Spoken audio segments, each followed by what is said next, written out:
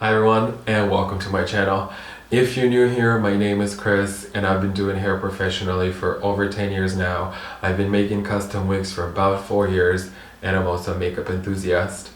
In today's video, we're going to talk about the different types of wigs, why you might want to choose one type of wig versus the other, the difference in construction, pricing, and all that. So, if you want to know more about wigs, just stick around.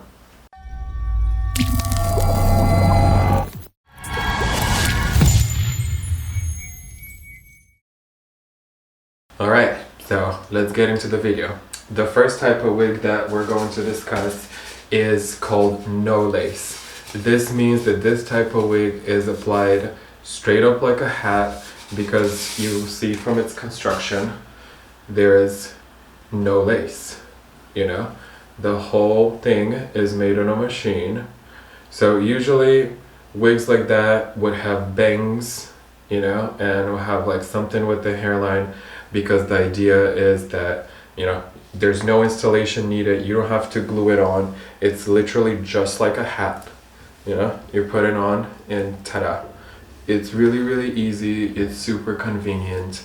But yeah, this type of wig is the cheapest type of wig because it pretty much has no versatility. It can only be worn the way that it's intended. So this is no lace wig and it's really beginner friendly. Okay, let's move on to the next type. So the next type is pretty much the most common type, and that's a lace front, which means, just like the name says, the front of the wig is lace, which means this type of wig you can wear any way you would like, but in order to do so you would have to glue it on. So let me show you the actual construction. This particular one is machine made. So this is how it comes from the factory. This one I haven't made myself. This I just bought and added some tracks to and did the color. But this is the way it would be constructed on the inside, and it's called 13 by 4 because this is 13 inches and this part right here is 4, which means you have 4 inches of parting. So this type of wig you will have to glue on. You would definitely want to put a wig cap and all that shit. This is just so you can get a visual, but in order for this to look realistic, you will really have to take the time and, you know, cut all around the lace, glue around it, and that way you'll be able to put it up, change the parting and all that stuff. This is pretty much one of the most common types of wigs because overall you really don't need more lace besides just the front to create that realistic hair look.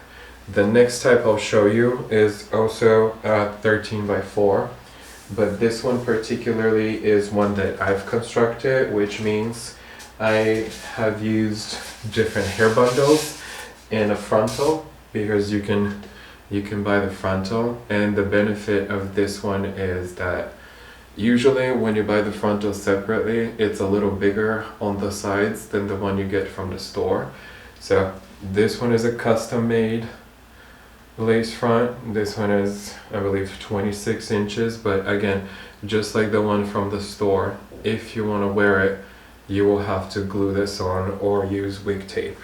So same thing, just like the other one, you would like put it on and you would cut all of this lace and glue around the hairline. You always want to measure with your own ear and just cut whatever excess lace. That's why it's here. If it's like too much, just cut it above the ear. But yeah, so this is another 13, you know, from here to here is 13 inches by 4, which means you have 4 inches of parting. The last type of wig that we'll talk about is a full lace wig, which means all of it is lace.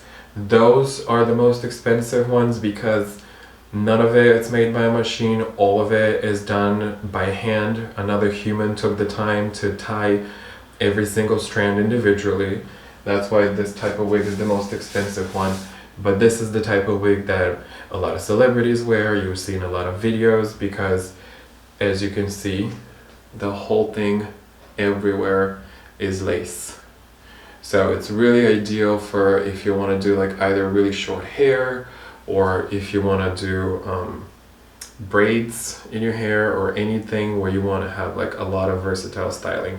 The only downside of this wig is that since all of it is lace, you will have to glue around, not only around the hairline, but all the way around the back and above the ears and all that. But when you do it right, it's very realistic. It's actually really comfortable to wear because it's lighter than usual, which sometimes some people don't like and add tracks to, because a lot of times full lace wigs are not as full as lace front, because you know they can't add by hand as much hair as they could add with tracks.